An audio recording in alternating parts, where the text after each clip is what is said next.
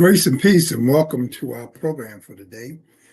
It has been an interesting week discussing spiritual warfare and these episodes on faith, family, and finance. I have been highlighting the various decline of nations, talking about where we're at in terms of developing really good spiritual decline, trying to focus on a Christian worldview in our series on faith, family, and finance. It is getting us to somewhere, even getting us to discussing some things that may be debatable, that may be not, I guess, comfortable to a lot of people.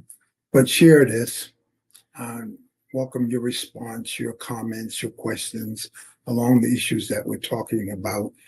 And so I want to conclude this week on this aspect of spiritual warfare. I've been discussing two things: our world, our common world, our social society is a very visual society, a very cinematic society, and spiritual matters are perceived by hearing.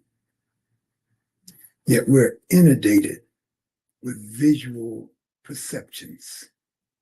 And so we're so obsessed by what we see, we're not on the same frequency to hear from God. And so we miss the common thread. We're on all social media, so you can share this. I'm getting close to the time that I'm winding down some very important issues beginning in next week. We're going to talk some really good issues. Last night we were discussing what precipitates the next great awakening. When will it come? What would it look like? You can still get the video information to be in the context for you there that you can develop. I think one of the most important things I want to share in the conclusion of this week is our spiritual decline. Paul begins to talk about in the Greco-Roman world where he lived, the spiritual decline that was going on around him. And he does this in Romans 1. In Romans 1, he deals with the decline and fall of nations from a spiritual standpoint. So as he looked at that, he saw various stages that were a little more spiritual. He saw 4 stages of spiritual decline of nations in his day that are very important. I've structured in a few episodes how the changing mixture of cultures were developing in the world of the first century, dealing with the Roman gospel, Roman peace, of what they saw because they were now in the absence of conflict in their day, to now a Christian gospel where Jesus is talking about a real peace and a real rest from society if we would embrace it. So the first stage that Paul talks about in decline of civilization and the things that are relating to that, he talks about when people turn from God to idolatry. Now, remember, idolatry is false worship.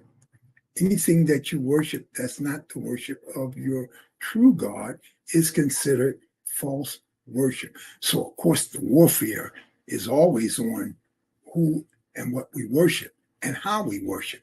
Who, the what, and how becomes the questions that constantly plague us in this idea of worship and where we are, how we develop this. We see it developing, we see it moving in such a way. So Paul says, who and what, how we worship.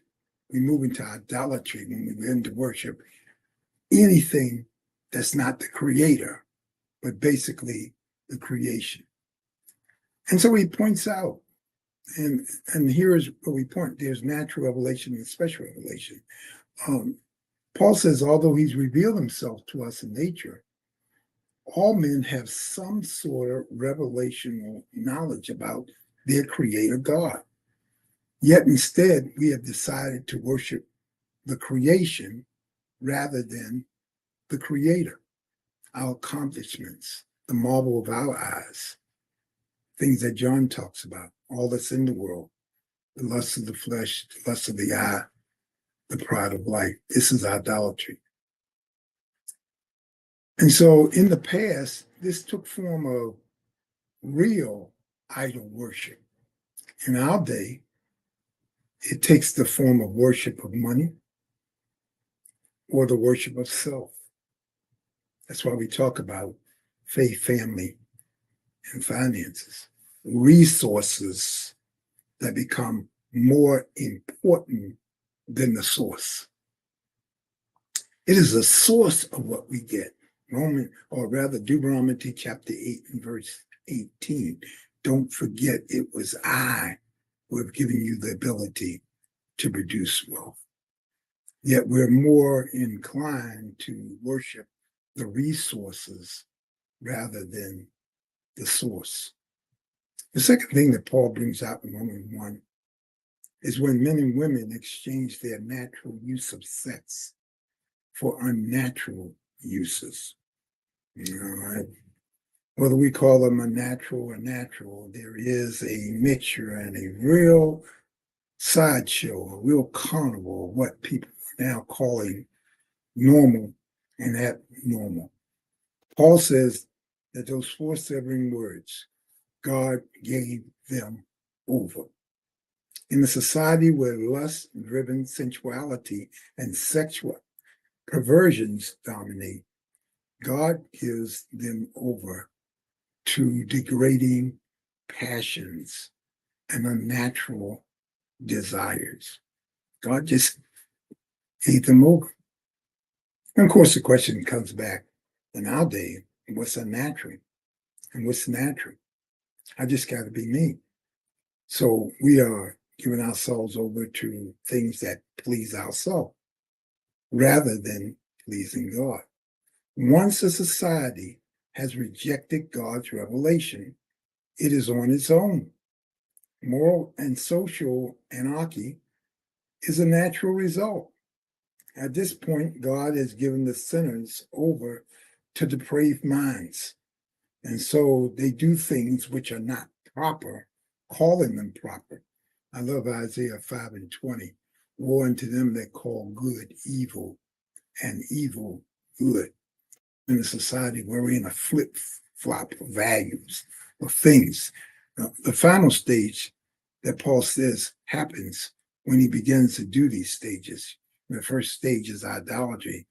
The second stage is exchange of natural sexual tendencies. Third stage is anarchy. And the fourth stage he talks about is eventually and inevitable will be judgment. And so the scripture tells us that judgment must first begin in the house of God. God's judgment rightly falls on those who practice idolatry and immorality. Certainly, eternal judgment awaits us. And I know we don't want to talk about these things. In the times of Noah, they were into idolatry and greed. There was sexual perversion, and there was promiscuity that was going on all the time. Throughout the history of a nation, or even of the nation of Israel, there was idolatry, sexual perversion, anarchy, of which people died. They were given over to their own pleasures. And finally, God introduced judgment. We're in a break of that in this country, in this nation. I don't know if there's any amount of awakenings that's going to change the course. But we see a slow developing of that because there's a kingdom that's coming that will never fail. The progression throughout the Bible and throughout this whole idea is that it happens to these nations, it'll probably happen today. And unless we return to God's principles, decline and destruction are inevitable. We need a refreshing. We need an awakening. We need to return to the core value of hearing from God and not so fascinating about the visualization of what we see every day. We're dazzled by the visible.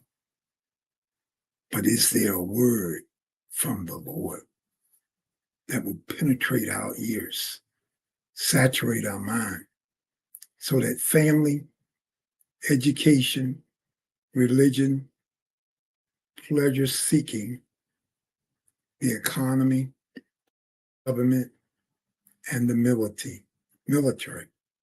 The failure of all these and other factors have been or going to contribute to the fall of this nation.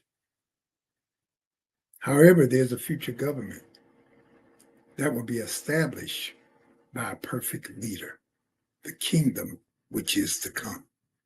When we see that, begin to understand where God is moving us in this hour. But I'm going to completely move off of this now and move into next week on faith, family, and finances, and where we can go to reverse the tide and see where we can get to hearing the last word. Until next week.